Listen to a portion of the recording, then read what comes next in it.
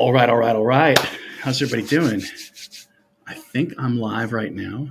We'll just have to peek around the world and take a look and see. Um, Probably don't have any viewers at this exact second, but you never know. So if you are listening, thanks for coming on. Does look like we do have maybe something else is happening at the same time, Mr. King Wakata. So that's good to know. Let's go ahead and do a spotlight on his channel. I don't think you'll be able to hear, but I can start listening. I can eavesdrop and report like a spy.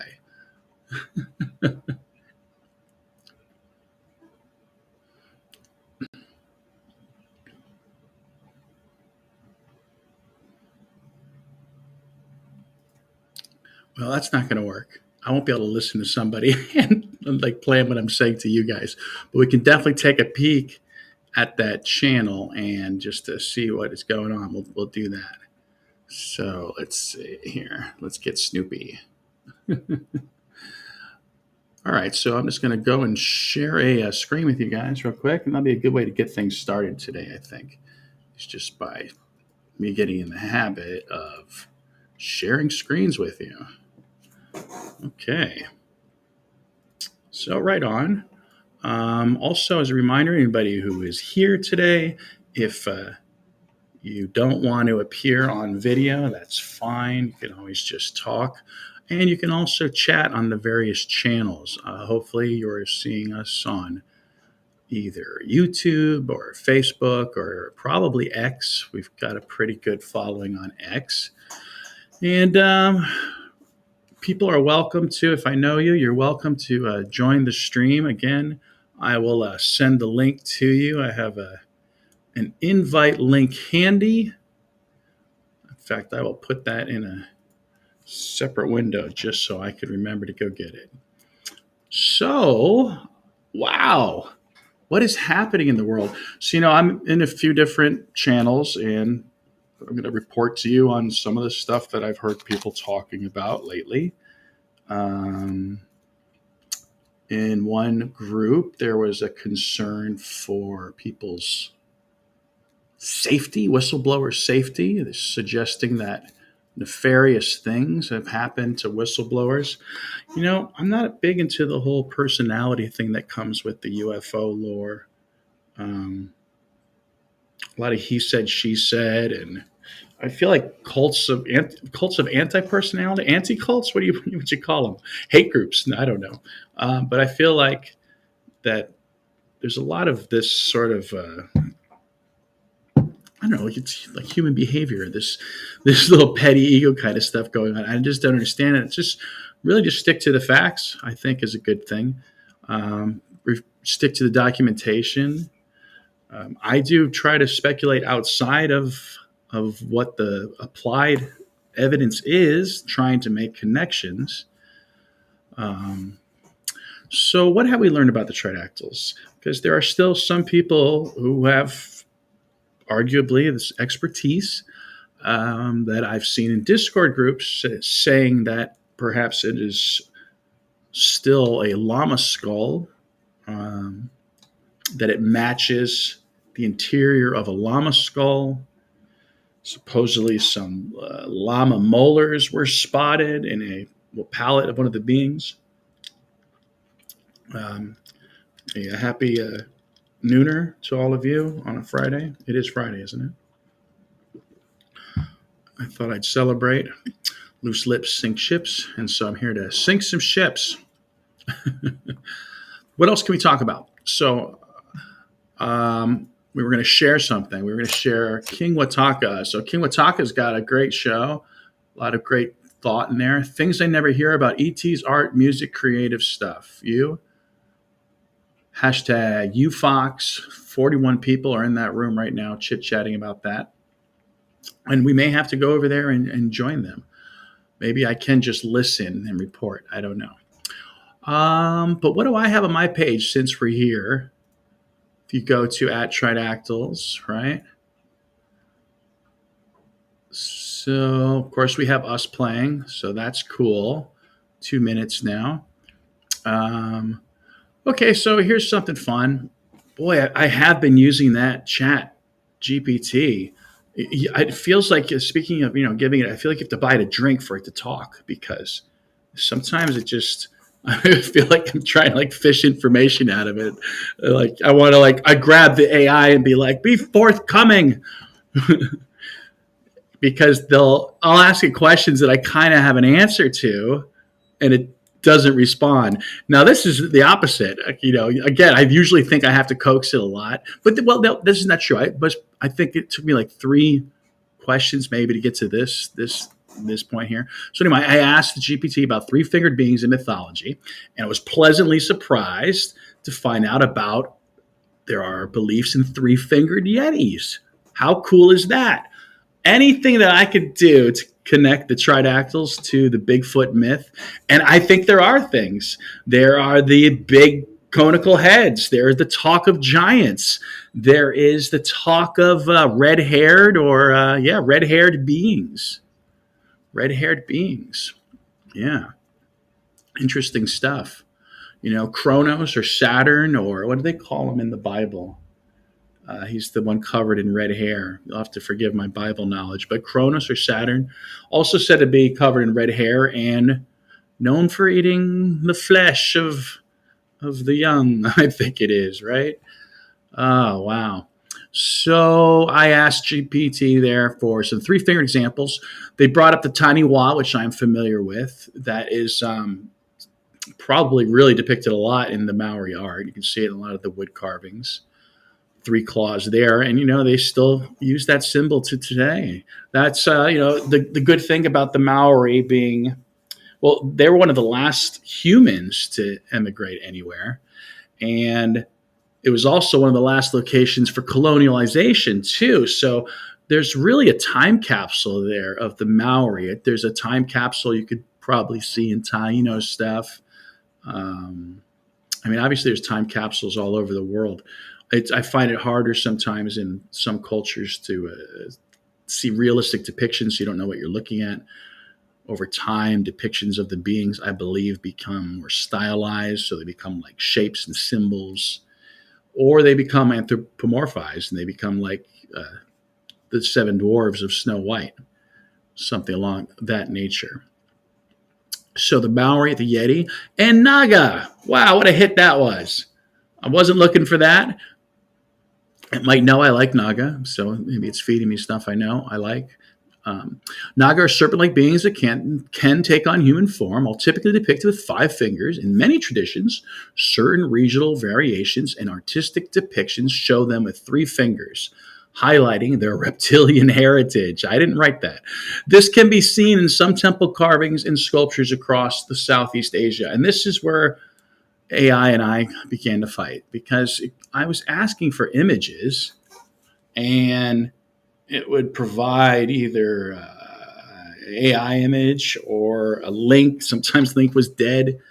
And so, I was begging it at the end, like, please just show me a picture.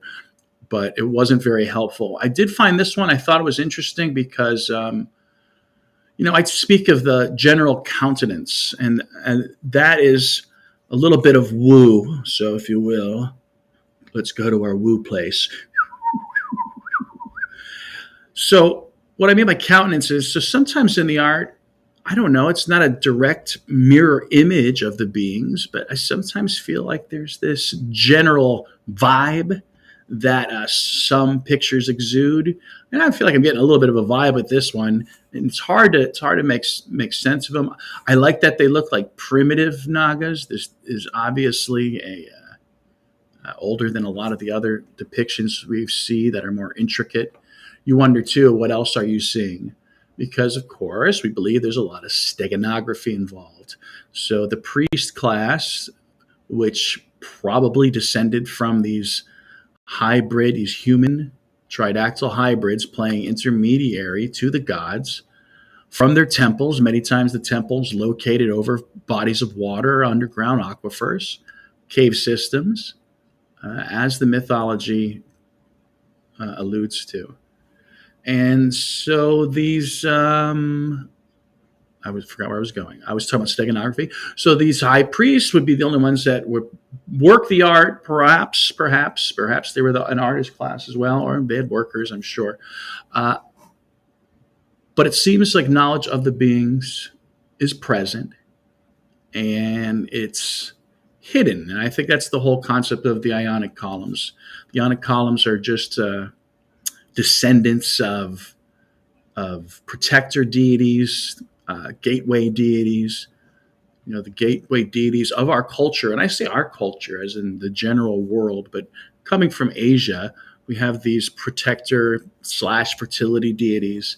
Uh, Food dragons is probably the most common example, or just even Western lions you'll have. It's interesting though, you're supposed to have two different ones. Yeah, they actually do assign roles to the two beings.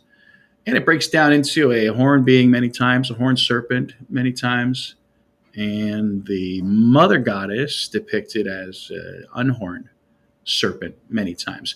And when I say many times, I guess look to since we're not really sharing anything right now, I could look for it for you. Look at it for you. But Horus, with his parents, you'll see us serpentine beings, and the more anthropomorphized these horns evolve into our concept of crowns.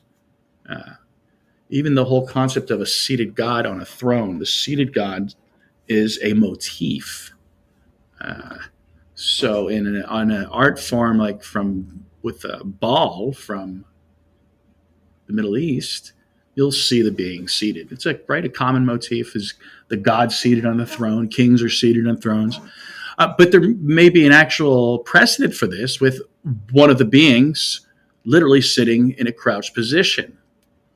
It seems like a motif in art. Now we could say it's a common position, but here's where we'll share something else. Let's go ahead and share something else, shall we? So since we're here, I can go ahead and share you. Let's go to the Alien Project. Really, you know what? My duty should probably be to just go to the Alien Project at the start of every cast, every stream, right? Because that's theory. He's the guy working on the things. He is, the first expert to get a hold of them. And from there, and with the help of Masson, it sounds like, and I know they always didn't get along, I think they helped get the word out. Joyce Mantilla, he helped get the word out, and that's what we're doing. We're helping get the word out. The first scientific report on one of the hybrids was released. Let's see a report on the smaller ones. So here is this discovery page. It grows and grows. And we're here to talk about seated gods. Well, there's a lot of ceramics, maybe other wood statues, stone statues, many times depicting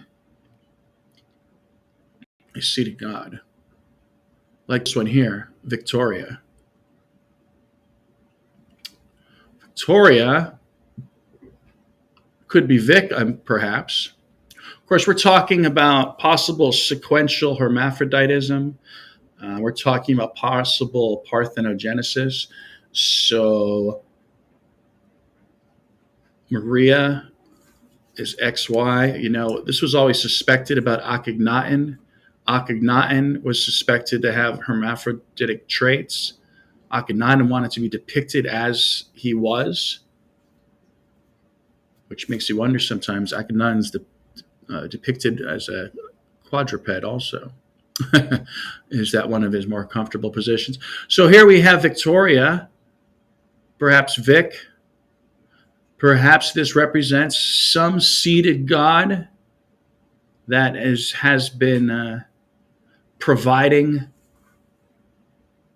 knowledge, perhaps directives, issuing directives. Here's a nice close-up of the skin.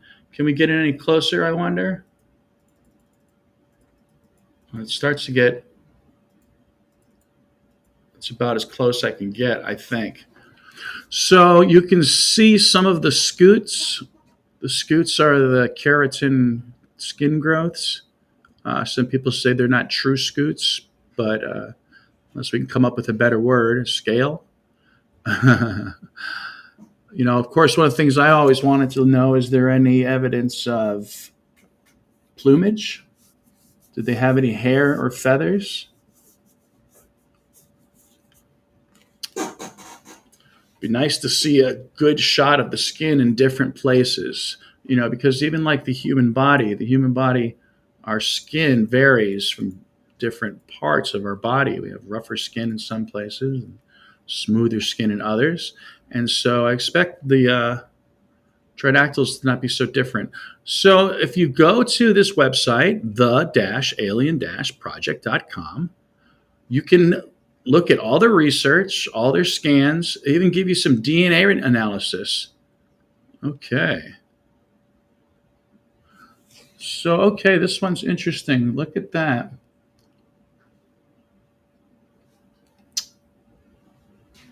They're getting, wow. So, if these are reading as Homo sapien, do we actually need to call ourselves something else? Is that just it? Are we not Homo sapiens? Are we Nagi Tridactyls sapiens? Is that what we are? that's I'm flipping the script there. How about that? How about we think of it that way? It's not how human are they. It's how much tridactyl are we? I don't know. I always wonder about don't you guys wonder about your 23andMe when it's like 1% unknown? It's like, that's the start of an X-Files show, if you ask me. All right, so let's get to the good stuff on the alienproject.com. I don't know what they're doing for shows and product or whatever. I don't see a lot of product. Maybe they need to make a deal with somebody. I don't know. Maybe there's a back deal going on. But you can see me, we can see Victoria, and we can see the 3D viewer. Why don't we just stick with Vicky here? Or is it Vic? Is it Victor Victoria? Is that why they gave her that name? It's Victor Victoria. Please do not get triggered by the sequential hermaphroditism found in Tridactyls. This was one of those fun predictions that I made before like any science came out. And it was solely based on the myths. People typically, they don't ask where the theories come from. So I just put them out there and be like, all right, well, do your own research or ask a question. So it's funny. I was getting this data, if you will, from myths about beings like Set. So Set, was pregnant because I believe Horus flung semen at him. Now, there's two different stories. He flung, I think, or was it Set that flung the semen at Horus? And I think Set was tricked into eating lettuce laced with semen. So we've got a bunch of different issues going on here, clearly.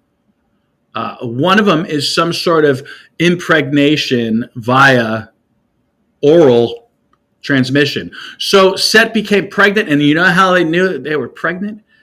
Is because a gold disc appeared upon the head of Set. Yeah, that's a true myth. And so let's go check out Montserrat, which maybe we should be calling Set. What? Yeah, buddy. Come on. It's possible, though, that if there is some sort of great trickster out there who's making like these these biological masterpieces that, Rick Baker of Universal or whatever Monsters makeup fame. I shouldn't blow him off. He actually did my makeup in a shoot. I was a Wolfman for 19 hours. Yeah. Makeup was done by Rick Baker's team. I say Rick Baker did the makeup, but really he walked by, he looked at me and went, yep. Rick Baker did my makeup. What's going on? Is this thing loading? So we're loading. I have almost names. I don't have names for all of them. I have names for a lot of them. So let's check it out. Montserrat. I think, what happens if I hit metal implant? What does that do? Okay, so again, if you've been with me on this site before, I don't know what I'm doing. Okay, but I'm trying to zero in on the groovy metal implant, which is funny because at this, if you look at it from this, oh, I already lost it. There we go. From this side, this version, what does that look like? I think we should screenshot that. Looks like infinite diversity and infinite combinations, right? And I'm sure that is just a fun little pareidolia. Is it a fun little pareidolia? Someone said once, I always repeat it. I don't remember who it was. He may have been a religious gentleman. He said, there is no pareidolia. Okay. So here we are. We're looking at the 3D scans of Montserrat. And, supposedly we should be able to perhaps get in there and, I don't know, the diatrome layer. I don't usually play with that. This kind of starts to remove things. And what supposed to be a fetus in there, so I'm not sure how you glean that from this. She's Montserrat, or AKA Set. Why do I call her Set? Because Set got pregnant from Ra by eating some semen-laced lettuce. Yeah, I can't see crapping here, man. I always hope that anyone else, could perhaps get in there and show me if we could see the child. Is there another spinal cord in there? Is there other organs? Yeah, I can't tell. Well, here we go. There's a fetus button. Just what we needed, a fetus button. And what did that do? I'm confused. Do I have to turn off layers maybe? Does that help? And now I have some fetus layer. Oh, is that a bone in there? Okay, what's that? Is that Montserrat's hand? I think it's Montserrat's hand. Okay, I got excited. Well, again, groovy stuff. It's probably best if you just go and check it out yourselves. Let's take a little break and let's take a look at some Hongsheng pig dragons. So I'm hoping that the Tridactyl eggs will have their own X-ray and that we could possibly see inside them something like this. Okay. Yeah. Probably zoom in a little bit more just physically. Here we go. Check it out. I forgot to check to see if anybody was chatting. No chats today. Okay, that's fine. We'll have this video up for posterity's sake, right? And if I'm lucky, we can finish up this vid and I can go talk over to King Wakata still. Okay. I probably shouldn't have started this at the same time they were doing something. Maybe I would have had more than 2 people compared to this 41, right? Okay, cool enough. We've got this other one here, another pig dragon.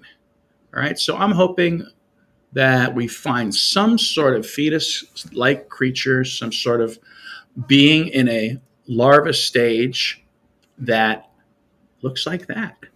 Why do I think larva stage? Because I'm basing it on things in art. I'm basing it on such things as the paisley. The paisley that you find on ties and common clothing. Haven't you always thought it looked a little weird? I'm sure at the very least, a lot of people compare it to a paramecium. In the French word, I believe they actually call it a tadpole. It's interesting that they call it that because, again, I believe that when you have these iconized, stylized symbols, also known as the Buto, related to fertility, and you have these old symbols, I think it relates to the phenomena.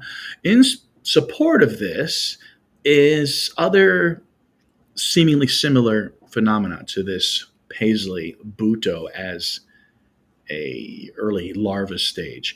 And there's the mysterious Magatama of Japan that seems to depict these cashew-shaped things. In fact, the cashew is there is a myth, I want to say, that speaks of the cashew in relation to the mother goddess, And I believe it's one of the names regionally for the paisley is something related to the cashew.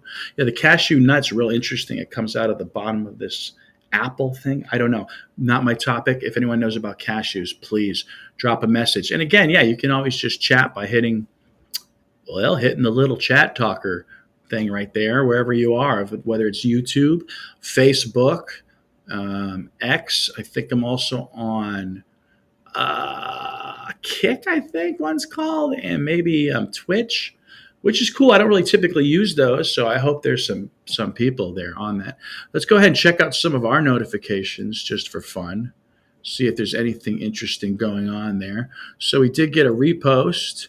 We got a repost on our vid, so that's fun. That's fun. So we did look at the Hongshan. We've looked at a little bit at the Alien Project. I feel like we're missing something important, though, and I don't know what it is. We could go back and talk about the report. That's always a good thing.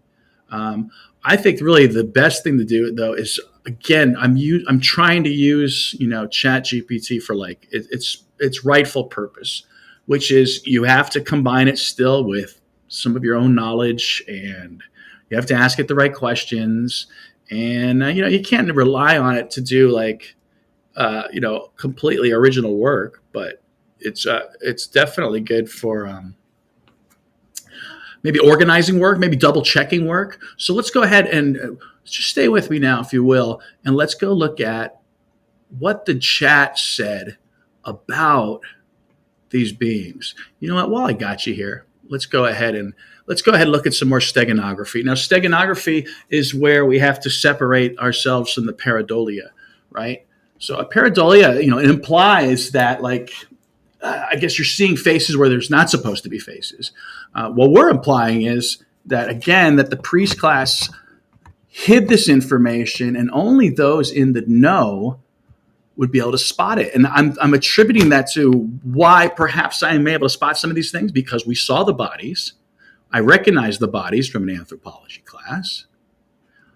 And then those bodies then took me onto associated myths about various creation theories about man from serpent, and man born from egg, and man born from the mouth of serpent, and man emerging from caves, and post-deluge tutory beings. I mean, guys, I think I've said this probably 100 times. I used to laugh at the Anunnaki. I scoffed at reptilians. I threw your religions away. And now I have to reverse all of that after these bodies came out as real. Now, again, there's still some people who think that these bodies may be llama heads. I guess I'm going to bow to authority. What's that called? That they say that's a logic fallacy, which is an appeal to authority.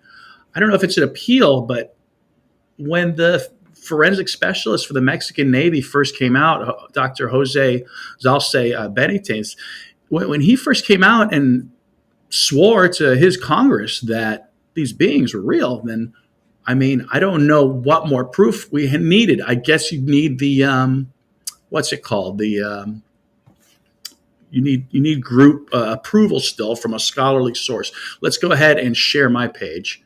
Guys, if you missed the pig dragons, here's the pig dragons. They're like a fetus-like state, not too different than the Magatama, but it's representing a different stage. So they go from a Magatama stage, suspected, to this pig dragon stage, suspected. From there, they will then enter a polywog-like stage that you can see in letters known as the child.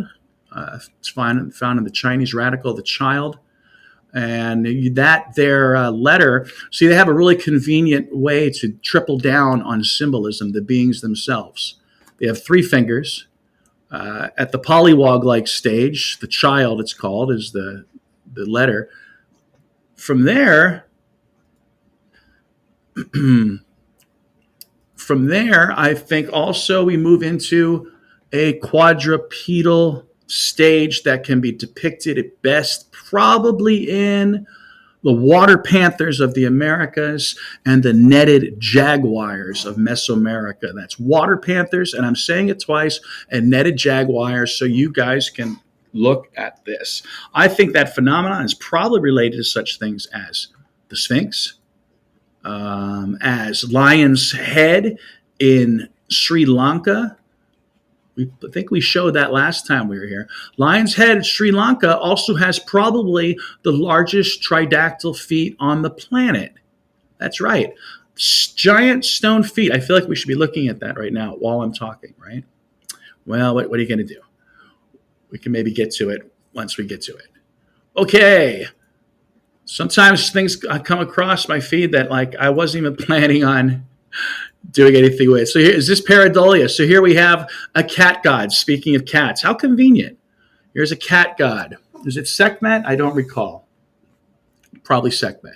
And then I just started fooling around because I see that there just seems to be a theme where one is, as in an Indian piece, it looks like they're concealing something within the arms. Now, again, this could be great pareidolia, and maybe it is because this looks like doesn't this look like a fictional mirror image? You know what? I should probably double check this artifact now that I think about it. I don't know how much providence I did on this, right? But this just stumbled across my feed. To be honest, I wasn't really trying to make a point. Let's just call that cool. But this I came across on a Praveen video, and he didn't actually catch it. But of course, my brain is now geared to look for these things. So is it pareidolia or is this steganography? And let's talk countenance. Are you getting the general vibe?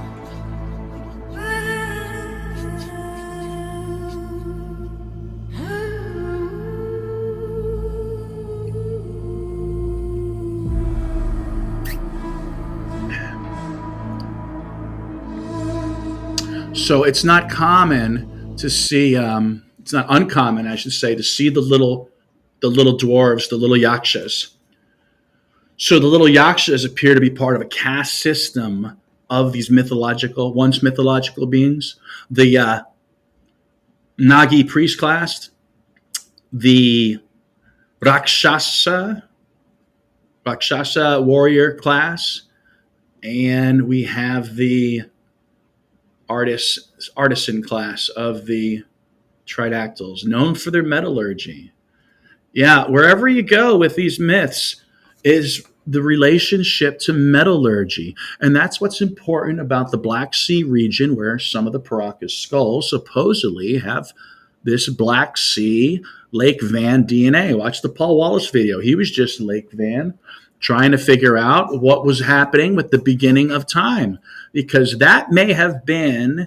So I guess there's going to be a bunch of ground zeros, I feel like. First of all, the beings are everywhere. So their bases are going to be in mountains. Their bases are going to be in lakes. Their bases are going to be in lakes and mountains. So you can imagine Lake Titicaca must be an ultimate place. Lake Victoria may have been an initial place, and it's probably where they got their crop of hominids to work with and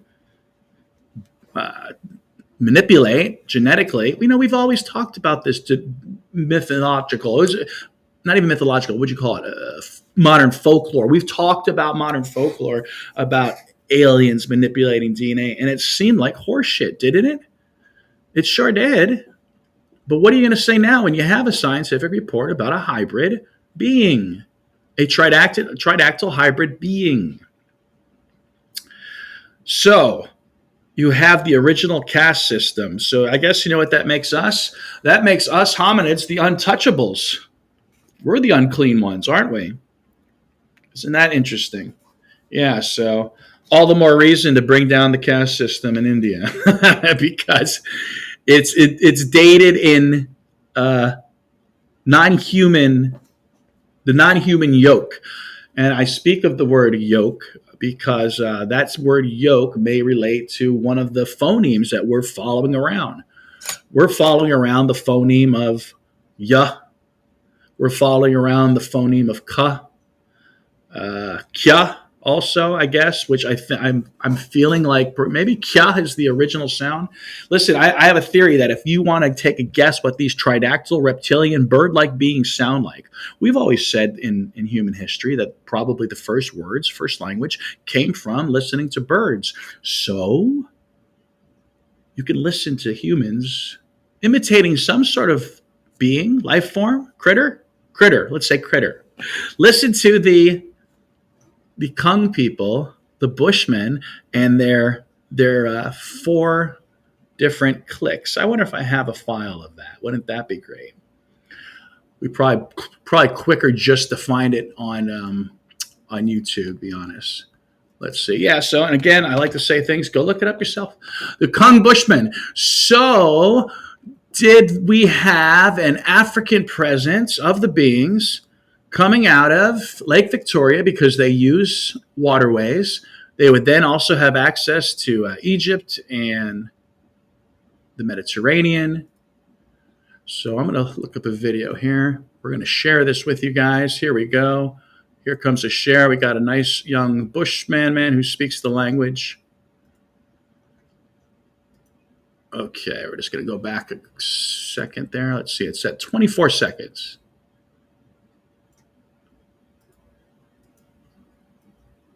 So they just started this video. Okay. All right. Hopefully you guys can hear this. Here we go. Maybe I turn up the volume just to make sure. Yeah.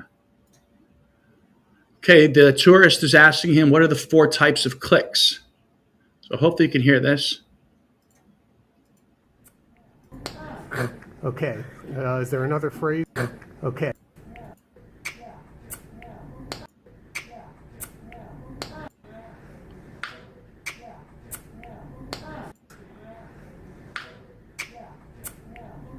Types of clicks. Okay, so, coincidentally, Paul Wallace also, he didn't quote this video, he didn't quote the Bushman, but he too was noticing the phonemes. He was noticing the phonemes of Ka, and like Kukulkan and Quetzalcoatl and Ku, and I want to say Kothasis is another one. And a bunch of the Naga names in India also. Let's just see if we can find a couple of those because they escape me at this moment. Let's see. Of course, you could just go to good old Wikipedia. I swear I do. I think I owe Wikipedia, guys, this year for real. I mean, and Wikipedia is not everything, but, they have links. A lot of times they've got great pics, too. I mean, you just go to the Naga on Wikipedia. It's just it makes you want to go on a world tour for sure. So, gosh, I'm not finding any right at the top of my head here. I see lots of names that begin with the Ka. And unfortunately, I'm not finding it this second. All right, well, guess there wasn't that prominent, Ed. Basuki tends to come up a lot. Geez. Well, there you go. The whole theory's destroyed. Go home, everybody. Nothing to see here. Here's one. Kalyak. There you go. Kalyak. We got one out of many. Anyway, we can definitely dive into that later. There is the ku sound that is happening. And there is also, again, the yah sound, which could be stemming from kya. So what am I talking about? I'm talking about like Yahweh, Yad, Yo, which gives you things like the yew tree. And, of course, there is the half mythical being. Her name is, Ionia is one of them, I believe. So there's these different phonemes. I think we might be able to start to trace. Here's one. Karkotaka. Karkotaka, that's great, a Naga king. Kalia, a snake conquered by Krishna. Okay, so there's a couple of them there. Maybe more importantly is this one script called, I want to say it's a Pavala Sanskrit, I want to say. And their primary letter, their first letter in their alphabet is Ka.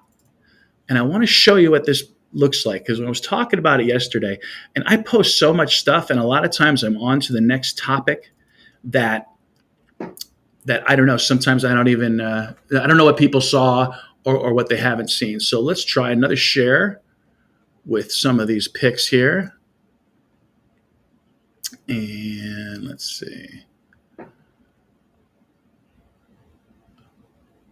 Let's see, I can share my entire screen. So we're just going to share this screen of letters. It's not letting me. Why not? Window? Share. Okay, so here's just a file of letters in some Photoshop. I like to make them groovy green because I had a Dungeons and Dragons campaign once where I used green for the worshippers of Set. Coincidentally, if you've ever played D&D, of course, there's lots of reptilians in there. So here we go. Let's see. Oh, it's not sharing this particular one. All right, I got to show you the particular one. I provide you with Ka. Look at that. That is a primary letter in a Sanskrit tongue.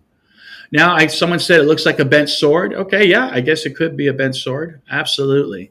But again, we're attributing this to myths about post-deluge tutory beings that supposedly taught man language. So here we have a bipedal. Is it bipedal? What's it called? Brachial, bibrachial, I guess you'd say. An armed serpentine being, Ka. Let's look at some other ones. I thought we could share the screen entirely, but it doesn't look like that's going to be the case. So there's another cool one. Let's look at, there's Kya, which I don't see it in the groovy green, though. I only see it in the black. I don't know if this is going to come up. Yeah, it'll barely come up. We'll try it anyway, I guess. I don't know where the groovy green one is. Entire screen. Okay, here's another one. If you can make it out, let me share it. Kia, excuse me. Kia. I think Kyria is a goddess or something. Kia is interesting. So we have this other bipedal kind of shape, and we have an elongated tridactyl head. I even feel like they even try to capture perhaps the what would you call that bump back there? It's like, is that occipital bump? I don't know, the bump on the back of his head. I feel like they captured that you can, kind of see even in this resin model here, right? All right, so I guess what we're saying is in symbolic art and language, you may be able to spot evidence of tridactyl beings. Yeah, buddy. So we've been going for 48 minutes here. I think I'd like to just try to continue to go for an hour. Anybody who's there, feel free to ask a question. Feel free to drop me a line if for some reason you'd like to enter the chat even. If I know you and you have something cool to say or something you want me to expand upon or look for, if you're just joining me, of course, we have two supposed Hongshang artifacts. I'm guessing they're probably made with some guy at home with a Dremel, and he's just drilling these out because it looks like there's some drill marks there. I'm not sure. So they're still fun. I appreciate the work. They look cool. And who knows, every once in a while, maybe I'll get lucky and one of them will be an alien. I don't know who here likes the letters or who here probably likes the biological talk.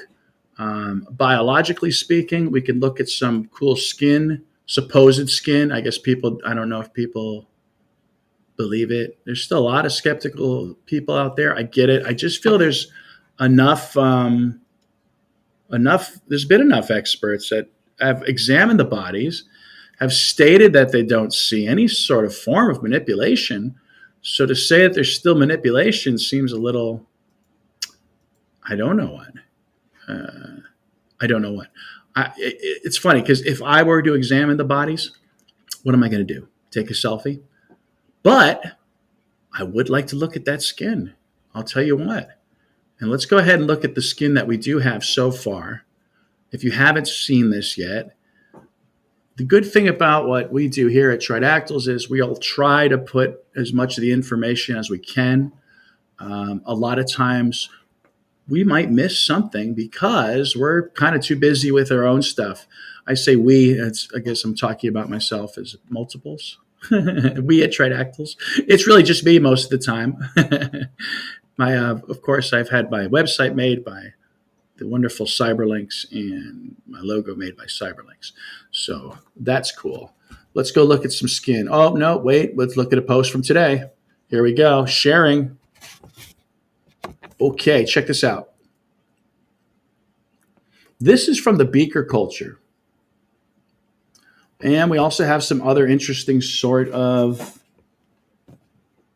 impressions on there. That could be impressions of a river. Could be a river motif. Those triangles could be related to, could be reptilian. I don't know. I don't want to speculate too hard on that. But let's just speculate on the shape, though. And here again is our replica tridactyl head. And here's the beaker culture. We have the upper lip where you would find our cordiform, our occipital ridges. We have the dip here that I call the kappa, named after the Japanese mythological creature, the kappa, that retains water in a cap on its head. We have the rise. We have the rise here, maybe like a stupa. And then we have it tapering off into a sort of point, a sort of cone. Well, this post wasn't just about the coincidence in shape. It was about mankind and our etymology, how the word cup and cap have the same root words in head. What? Yeah, why would cup have the same root word in head? I don't know. Let's go look at Nordic skull. Skull as a cheer. Raise your skull, cups. And then our stemware. Why did we need stemware as humans? And I mean by stemware, I mean like wine glasses. We need stemware because you're drinking initially out of someone's skull that you kept. And it could be an enemy. It could be a relative. It could be something you're drinking to get magic powers from. I don't know about you, but I think this head here is about the perfect size for a glass of Chardonnay. Oh, did I just drink knowledge? As long as you don't drink what semen drank. What semen drank? Set drank. The semen, that's up to you, of course, to each their own. That's a real myth. I'm not making that up, as gross and weird as that is. I think it needs to be discussed because, again, Set then had a gold disc appear on his forehead, which we have that also. I guess someone could know these myths. Hey, let's check out the skin. Show me some tridactyl skin. Boy, this stream is getting racy. Okay, so what do we got here? If we didn't already see this, we're going to look at it again. That's okay. We can look at things twice. So supposedly the scutes come in pairs and singles. So there's those raised carrots and bumps. What else we got? Some other skin that appears to resemble a sort of cross-hatching pattern. See, it looks really bright. Wonder why that is. And then we have, there we go. There's some close-ups of the scutes. Very good. And, you don't have the fingerprints. I guess we have the fingerprints on a different one. Let's go look at the fingerprint post, shall we? So here's a close-up of the fingerprints. So I have a theory that maybe the pottery, specifically in North America, Southeast Native American Indians, that perhaps the pottery patterns were created in emulation of the beings. So perhaps cross-hatch patterns, perhaps patterns that have impressions in them, were perhaps trying to recreate the scutes. And then I thought, wouldn't it be fantastical if we actually found pottery with clay, with impressions in the clay, that we could actually match up to either scutes, skin, or fingerprints. So here's a close-up of fingerprints, which they say are unusual in their parallel line pattern. And now here's some pottery. Now, I'm not saying that pottery was made by a tridactyl, but perhaps that pottery is an emulation of the beings. We might even have a head over here and a neck, I don't know, or one of their tadpole like beings. This might even be some serpentine imagery on the side. But again, are we seeing emulation of fingerprints? Can we find the fingerprints of these beings on clay?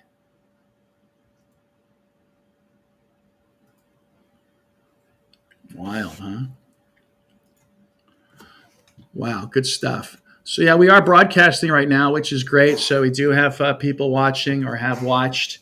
What are we doing here? Well, we are Tridactyls.com. We are not related to the Alien Project, which the Alien Project you should go to every day. You should go to every day and see what their discoveries are. We have, of course, the insectoids, which is definitely a perplexing thing. I'm not a fan of the insectoids name. I get that there's some sort of perhaps like a shellacked hard skin. I'm wondering though, so could this be that shellacked hard skin? Is this something that happens when they're born from the egg? Is this a youth we're seeing? Is that why we have that back appendage? Is that some sort of defensive appendage on his back? Of course, people want to call it wings. They want to call it an insect. I only count 4 limbs.